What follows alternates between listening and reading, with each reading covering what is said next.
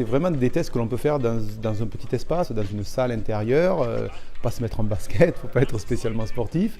C'est des tests qui sont juste là pour regarder comment le corps se réadapte lorsque une force est appliquée dans une certaine direction. Et suivant la position du corps, il va se réadapter plus facilement d'un côté ou d'un autre. Certains ont des forces sur un type de mouvement et d'autres ont des forces sur un autre type de mouvement. Souvent, ce qui est intéressant, c'est de voir les complémentarités. Ça veut dire que, du coup, deux types de fonctionnements opposés peuvent être extrêmement complémentaires. Donc un test tout simple, on met la personne une fois sur l'intérieur des pieds, une fois sur l'extérieur des pieds.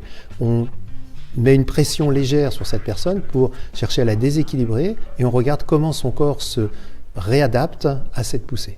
Quand la personne est dans sa force, soit intérieure, soit extérieure, son corps arrive à se réadapter, à se réorganiser, sinon elle ne peut pas le faire et elle est déséquilibrée.